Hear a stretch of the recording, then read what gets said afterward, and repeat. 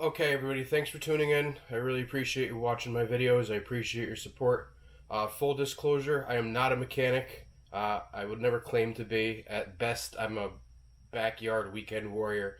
But what you're about to watch, if you are watching this, first of all, and you don't own an NSX or you're not working on one, it's probably going to be pretty boring. I know most NSX owners don't wrench on their own stuff, but I guess this video is for those of you that do. Hopefully you find it helpful. However, full transparency, full disclosure, as I said, I'm not a mechanic, and I do make mistakes during the course of this video.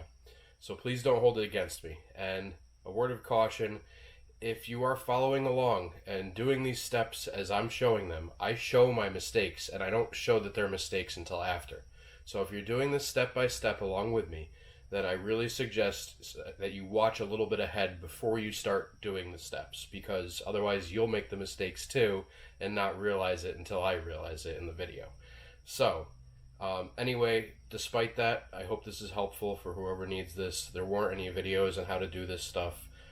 It was intimidating, and now that I've got it done, I realize it's not that big of a deal, and I'm not too concerned about doing it again. There are things I would do differently, and I'll get into that at the end. Anyway, this will be a multi-part series of taking the engine out, doing the timing belt, water pump, clutch, lost motion assemblies, upgrading the oil pump gear, putting in an oil pan baffle, upgrading the butterfly screws, lost motion assemblies, valve adjustment, everything I could basically do in this engine I did, because I wanted to make sure it was good for the cross-country trip, for when I go cross-country with my dog. I didn't want to have any unexpected breakdowns, and now that I've gone over this car and familiarized myself with this platform, I feel a lot more confident with taking this car anywhere with just some basic tools. Anyway, hope you enjoy. Thanks.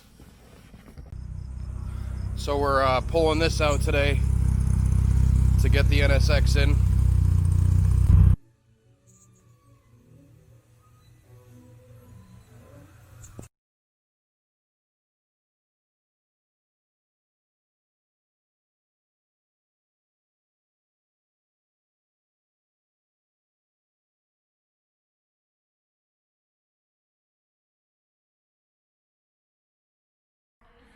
Hey everybody, it's Chris Cutt, NS Extra from Instagram. I'm here at my buddy Toby's shop. I am starting to prepare to get the NSX ready for my cross-country trip with my dog Cassius.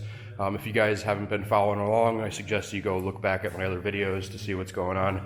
But I want to make sure the car is tip-top, so I'm going over the whole thing.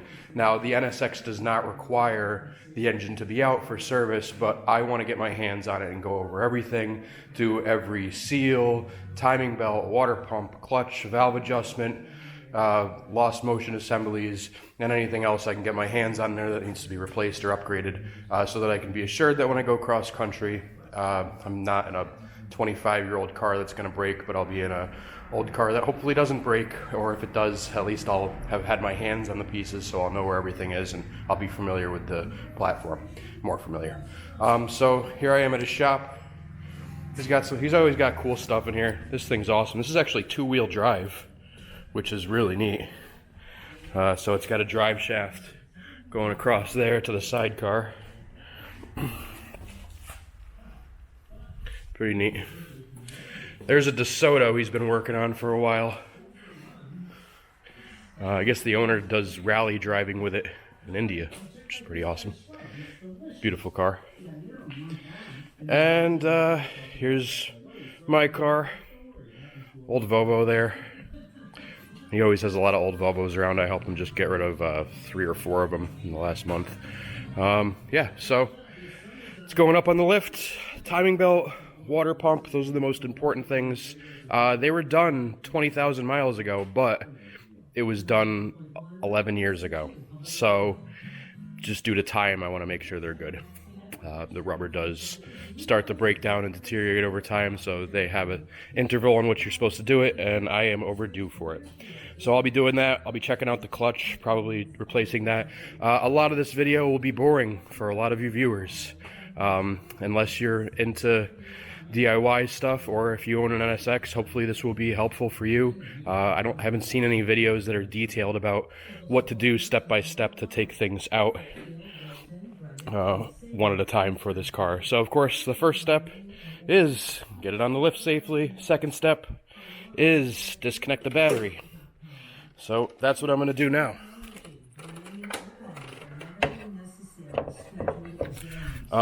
I've already gone ahead and started to take apart the interior. It only takes me about a minute because I've done it so many times. And that's because I believe I'm either gonna have to tuck the wiring harness either to the interior or disconnect it somewhere there and push it into the engine bay and drop it down with the engine. The way I'm planning on doing this is basically disconnecting the engine and raising the car off of it on top of a cart. So stay tuned, I'll be right back. I saw a really interesting feature on this DeSoto that a lot of people might not know about, and I know these cars aren't very popular, they're pretty rare, but this is just one of the more interesting features. I've never seen this on a car before, but what it is right here, you got a little frog, and he just hangs out on the DeSoto. What are you doing, man? How the hell did you get here? You okay? I think the DeSoto frog wants to go outside. Come here, buddy. Oh, come on, let's go outside. Come on, little dude. You're gonna like it better out there. There's water and stuff. All right.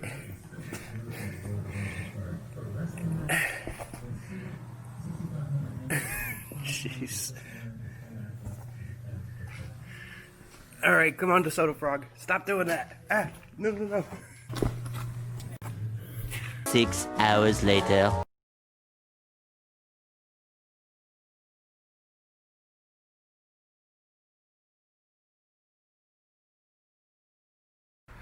Froggy vision. Look, freedom.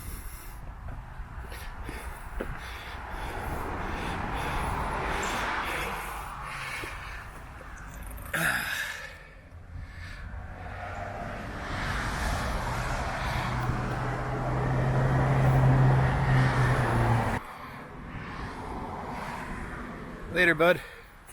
Later, DeSoto frog. He wants to come back in there. He wants to lay little frog babies in the NSX. I know he does. Alright, so step 1 is disconnect battery. Step 2, remove interior panels. Step 3, remove wheels.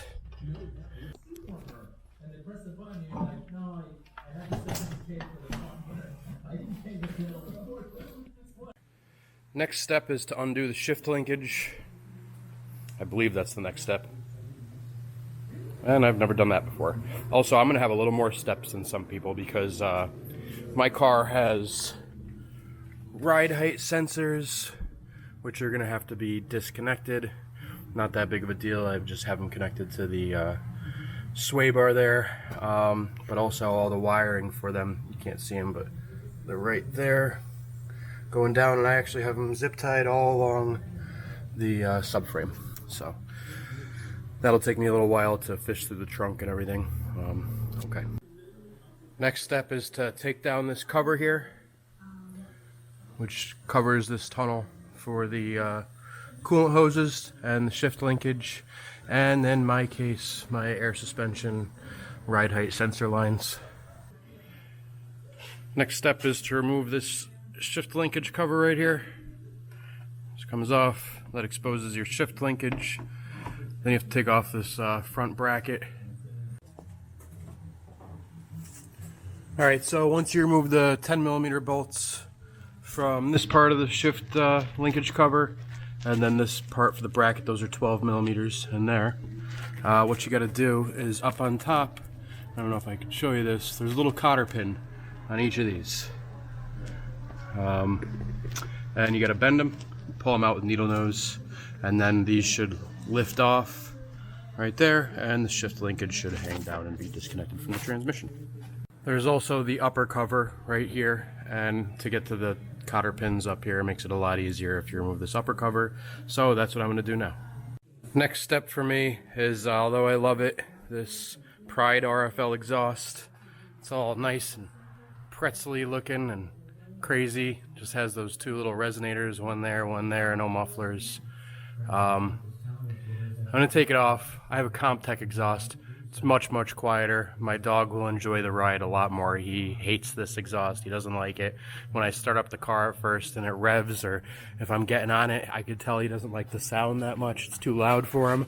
And it is a little obnoxious and a little drony since it's pretty much just straight piped. So it'll be a lot nicer to go cross country with a quieter exhaust. So I will be putting the Comtech on, and this has to come off anyway to remove the engine. Well, that's not exactly true. It probably can stay attached as long as it comes off the hangers, but since I'm going to be switching it anyway, I'm going to take that off now. Alright, exhaust is off. Next step is the emergency brake cable. That has to be removed. After you disconnect the e-brake cable, which I haven't done yet, you have to go, what do I do with my light? Disconnect the speed sensors, which are for your traction control. That's right here behind the hub, but I'm not going to disconnect it from there because this is all going to come down. So if you follow this line, it goes up and around, and then right in there is a speed sensor plug, wiring harness pigtail. So I'm just going to disconnect it from there on both sides, and that should be that step. What sucks for me is because of my ride height sensors, which are right there, they go into the trunk right there. They all come out, and all four of them for all sides run from my management in my trunk, so I'm going to have to disconnect it from there, which means I have to take apart all the wood flooring and take out the compressors, and then push the plugs through there and disconnect everything from where I have it zip tied nice and neat to everything. I'm going to have to take that all off because the engine comes down with the subframe. So those are going to have to be disconnected from this rear anyway. Oh, and the front, so it's all going to be disconnected from the trunk. Okay, so I was able to unplug the driver's side rear speed sensor from here. I only had to disconnect that bracket right there from right there. And so this one can just hang. It's off of the car now. On the passenger side one, the plug seems to go all the way up into the firewall somewhere. I assume it's above the fender where the fender liners would be here. So on this one, I'm going to have to disconnect it from those two 12 millimeters, this 10 millimeter up here, these two 10 millimeters, that 10 millimeter, that one, and I will let it hang. So what I've been doing is just putting my bolts back in place rather than putting them in bags and labeling them. I will have to put some things in bags and label them, but for this stuff, leaving it in place makes more sense. So now I'm on the passenger side e-brake. Here's the cover for it. So this cover comes off. It's two 10 millimeters, short ones, one right there. Then there's a little cotter pin right there, and that's going to come out, which should just disconnect the e-brake. I'll have to take off those brackets for it, this bracket for it, this one here, and that one there, and then it should hang down from the frame rail. Okay, everybody, thanks for watching. Make sure to subscribe so you can stay up to date with the rest of the portions of this video series. Thanks. Bye.